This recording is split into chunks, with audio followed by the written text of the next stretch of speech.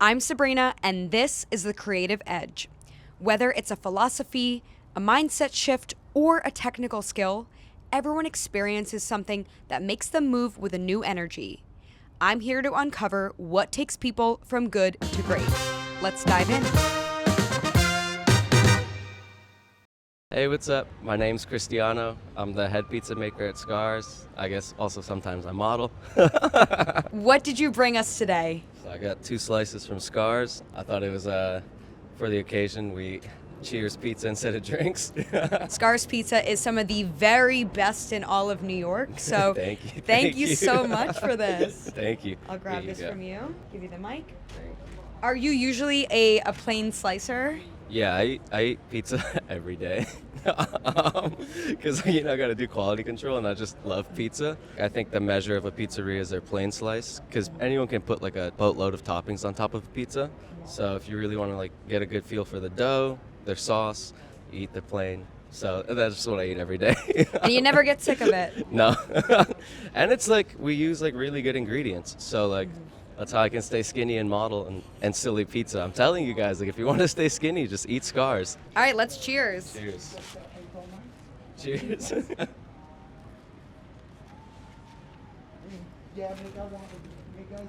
Nothing better. All right. What has taken you from good to great? I wouldn't necessarily consider myself great or even good even. I think I'm just regular, and I would like to be great. So just the mentality of I gotta keep working to achieve greatness, but I'm definitely far from being great at the moment. You've walked in Fashion Week. You are the head Pizzaiolo at one of the most famous pizza restaurants in New York.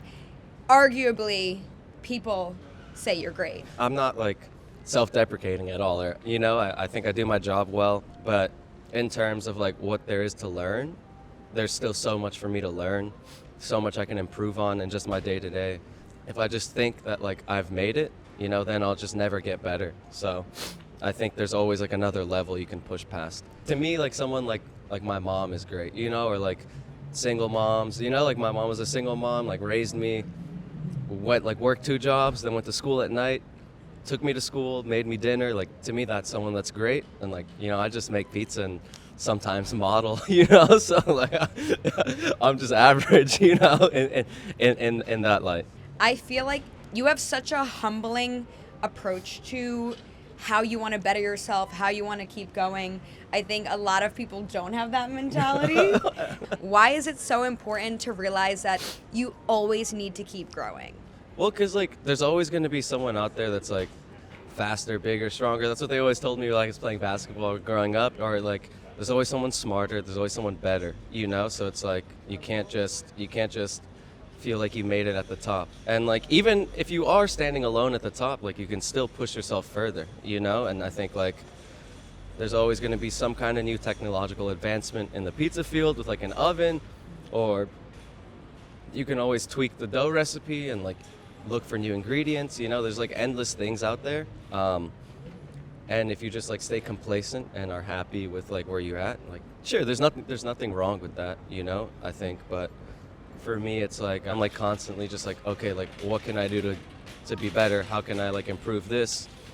What's the next step? And I think if you can push the envelope, that's just the best way to do it. Mm-hmm. What does growing and learning look like to you? I test out different flours. We test out different hydration levels constantly. I take inspiration from my peers. Having a boss like Scar's always also pushing us to be great. He's always hey, this is amazing, but what if we could do this? And I think having a boss that fosters that kind of mentality has been really helpful. And especially just I'll look around and I'll be oh, these people won an award, these people won an award, these people won an award. They're great. They're better than me. What can I do to get to that point? What can I do to bring the shop to that level? So it's just just keep working hard always.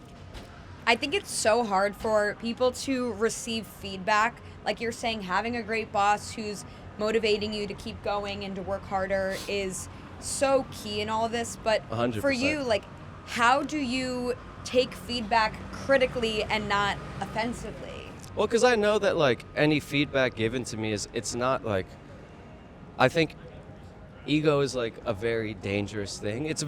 Ego is like good and bad, right? Like you have to use your ego to like propel yourself forward, but then there's like a fine line of like, if you have an ego where you think nothing you do is wrong, then you'll never improve. And so I think like any criticism I receive is always like, okay, well, there's a reason I'm receiving this criticism. Sure, maybe in the moment I'm like, oh, this kind of sucks. Like, I thought I did a great job, but like, there's a reason like someone is giving you constructive criticism always. And I think just internalizing that and like realizing like, oh, this person's not telling me this because they hate me. They're telling me this because they genuinely want me to improve. And if I want to improve as well, yeah, peace out. I'll see you. If I genuinely want to improve as well, like, I should probably just listen to them and like not think that like I know everything.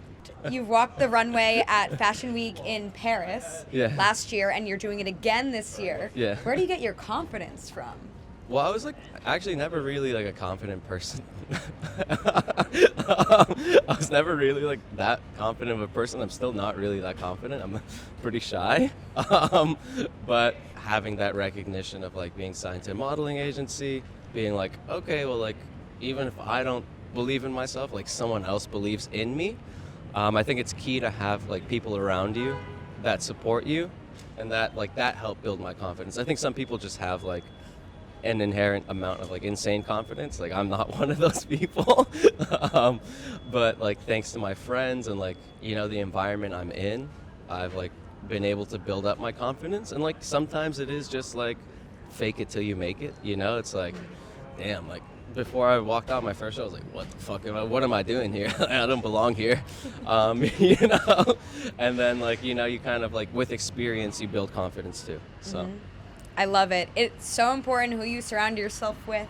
And again, like repetition. Yeah. Repetition will really get you there. So I really appreciate you sharing all that. Yeah, of course. And it's kind of like the same thing with like hard work. Like if I constantly work at something hard, then I'm going to get better. Then I'm more confident in my ability. If you had to give someone a piece of advice who is wanting to become great, who's wanting to get better, is there anything that you'd share with them?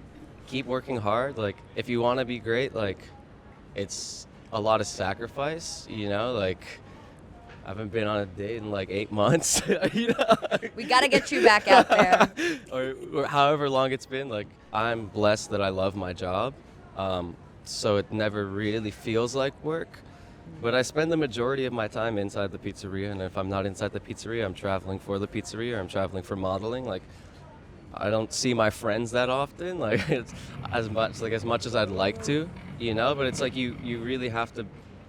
How do I say? You have to rank like what you want to do, right? So like if you want to go out every night, like you can do that, but like maybe that like takes away from time like that you could spend working on something. People will say in their day that there's not enough hours, there's not enough time in the day, but there actually is if you're able to prioritize it right and actually do the things that you want to do that's going to move you to that next step.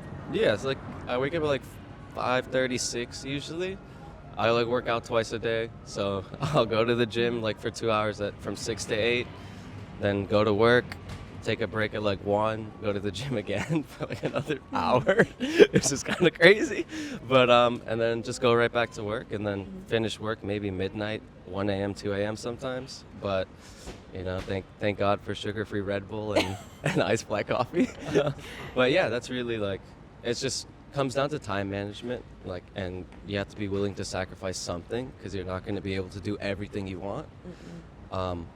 Some people think I'm crazy, like a lot of people around me tell me I work too much or I need to take time off. But I think like you also have to be able to like lock into this like obsessive mindset. So like I get really obsessive about my job.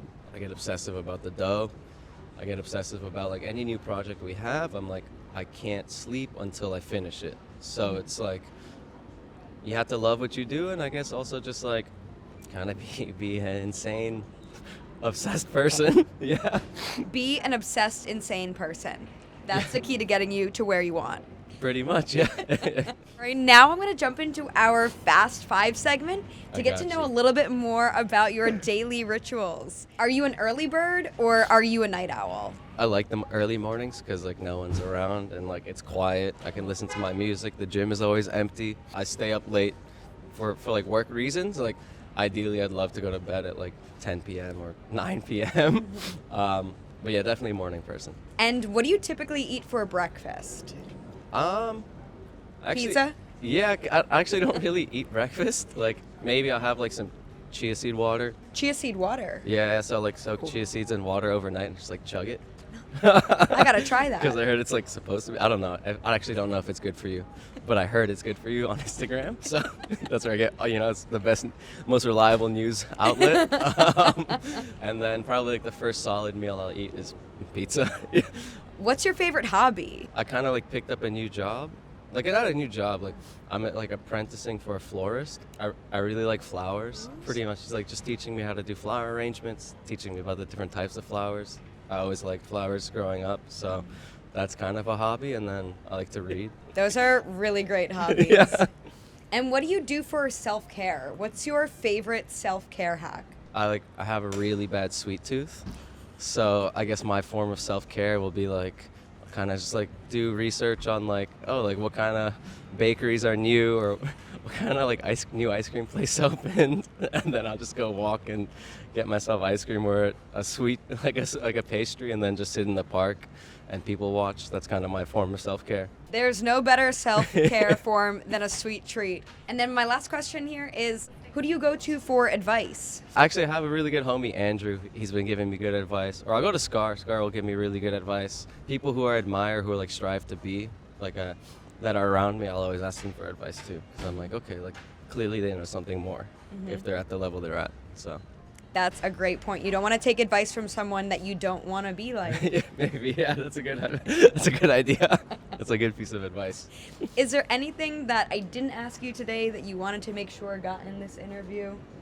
Greatness isn't like accolades or anything like that. It isn't like fame. Like it's really just like being great. Like there's also just being a good person. There's people that come here at like 12 years old, no family. Just to like chase a dream, and like I could never do that. Like I'm too scared to do that. Like to me that's the definition of greatness. Like it's a little kid who has the courage to like cross the border, and that's greatness to me.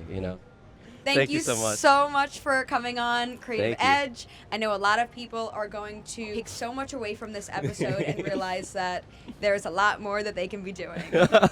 Thank you so much. Thanks for listening. New episodes drop each week, so subscribe so you don't miss what's next. If you enjoyed today's episode, we'd really appreciate a 5-star review so that we can reach more people. See you next time to discover the next Creative Edge.